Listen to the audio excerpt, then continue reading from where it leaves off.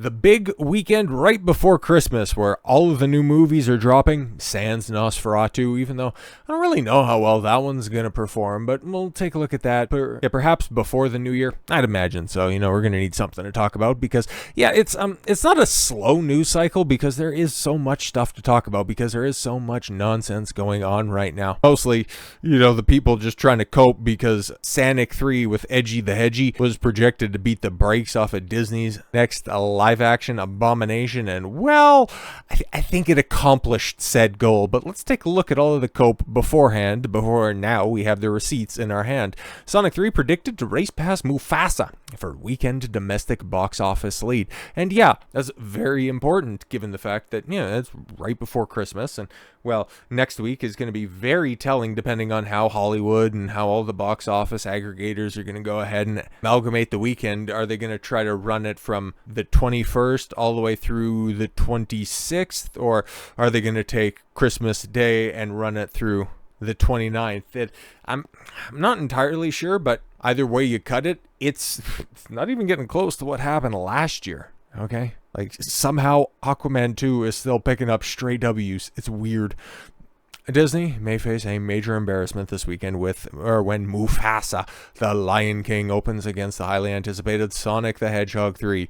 Industry experts predict Disney will fall short. Sonic 3 expected to defeat Mufasa in domestic weekend box office. Tonight, Sonic and Mufasa will go head-to-head. Uniting Christmas box office race that has become the talk of Tinseltown. Disney enters the contest with every advantage. Exactly, because they already primed everything with the release of Moana, which is, getting real close to that $800 million mark, which is arguably far better for something that was supposed to be a streaming show that they just repackaged and went, I don't know, man. Mufasa's probably not going to do that good, so we're going to need something to make money at the box office. I don't know. For starters, Disney controls the premium theaters. Yes, it will release Mufasa in nearly every IMAX, Dolby and 4DX theater. Film will also get a 3D release, with more total venues than Sonic. Yes, Mufasa will show in 4,000 North American theaters, and Sonic will get 3,800 screens. Theaters at Disney Springs AMC in Orlando. Sonic only has one screen in the main auditorium and the one adjacent to a dine-in theater, while Mufasa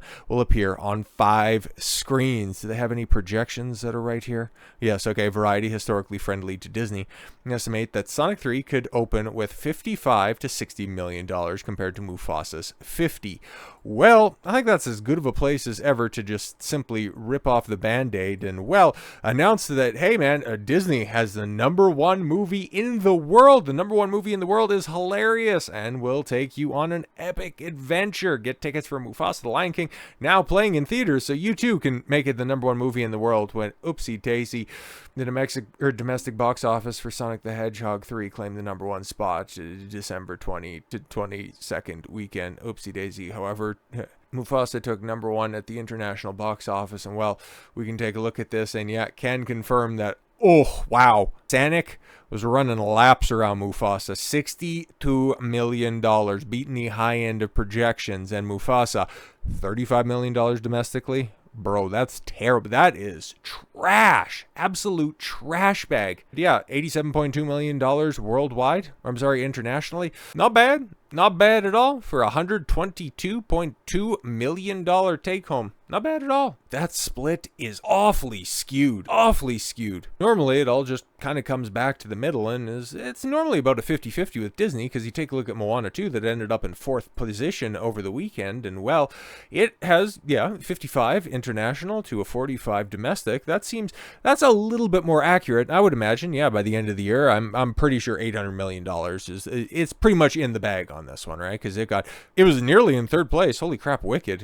What's its international? You look at international, for Wicked, and that $1 billion is just definitely not going to happen, especially with them talking up part 2 that's coming out. But the fact that it fell off that hard, but you look at those numbers and it's we're heading into Christmas and this is the best that Hollywood has to offer. I mean, good for Sonic 3. I'm glad, but let's be honest, I don't think that it must not be opening in several markets, given the fact that $1.3 million international number. Once it has a wider opening, we'll be able to run the numbers on that one and let you know that Mufasa, it's still not going to do well. Given that 2019 Lion King it made what, $1.7 billion?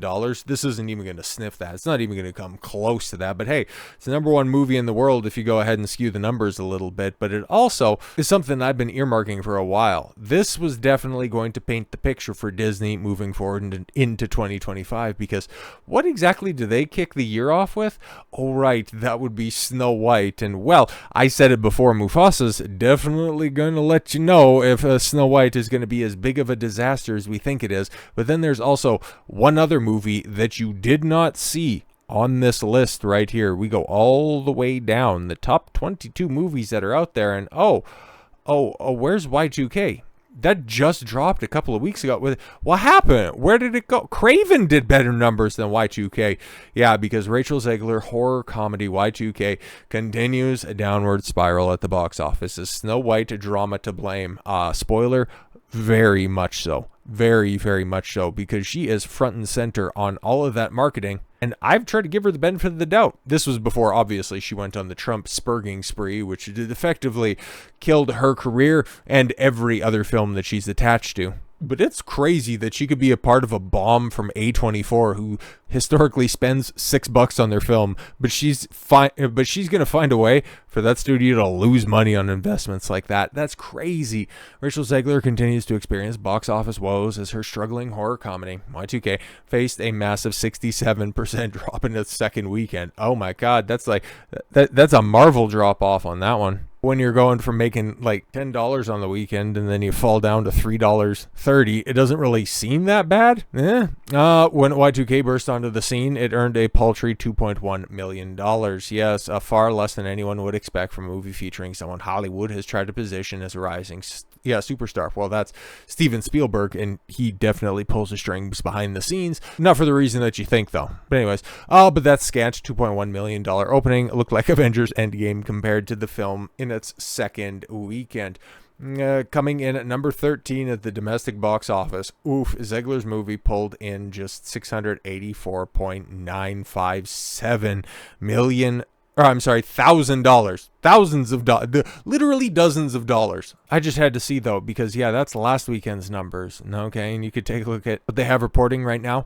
And because it's not on the list, and arguably it would not chart anywhere on the list, unless, of course, they're going to fill out the top 50 films that are out there. I'm sure that there's some things that, debuted at the Nickel Theater that ended up drawing better than that. But the last time we have reported numbers on the 19th, $56,000 in 1,948 theaters at $28 a theater. 2 tickets, maybe 2 tickets per screening. That's trash. That is absolute trash. Yes, for comparison, it fell short of re-releases for a 1954 film, White Christmas, which earned $1.1 million on 1,084 screens. Maybe people were going, "Oh, White Christmas! I remember that because when snow falls outside, it's supposed to be white." What's that about? The new Snow White film? Who's playing the Disney princess?